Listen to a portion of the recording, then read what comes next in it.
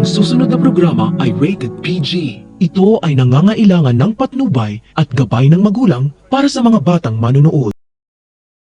Hindi maiwasan ni Jeff na magkaroon ng kutob nang marinig niya si Leslie at Shira na nag-uusap tungkol sa sikreto ni Shira na hindi dapat isiwalat ni Leslie sa ibang tao.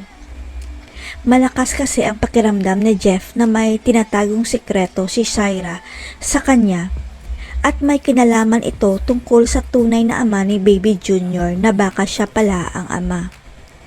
Pero ayon kay Shira, si Jordan ang totoong ama ni Junior dahil may hawak siyang DNA test result na nagpapatunay na 99% nagmatch ang DNA ni Junior kay Jordan. Ang hindi alam ni Jordan at Jeff, samples nilang dalawa ang ibinigay ni Shira sa medtech para lumabas sa resulta na 99% nagmatch ang DNA ni Jordan at Junior. Ang hindi alam ni Shira, malakas ang lukso ng dugo ni Jeff kay Junior dahil binilang ni Jeff ang araw na may nangyari sa kanila ni Shira sa araw na ipinanganak si Junior.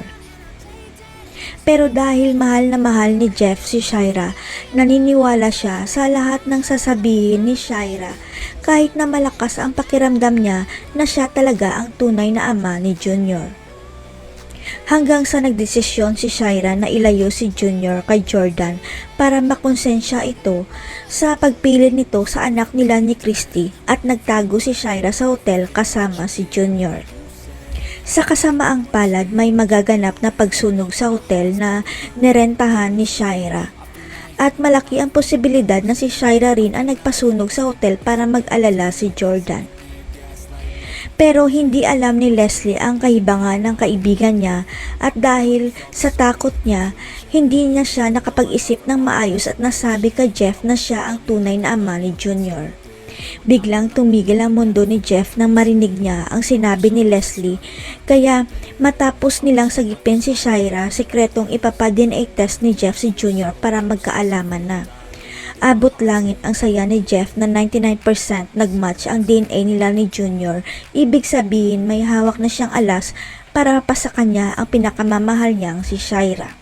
Magpapaalam na kaya si Leslie dahil isiniwalat niya ang sikreto ni Shira kay Jeff. Hindi na kaya matutuloy ang kasal dahil pipigilan ni Jeff na makasal si Shira kay Jordan. Abangan.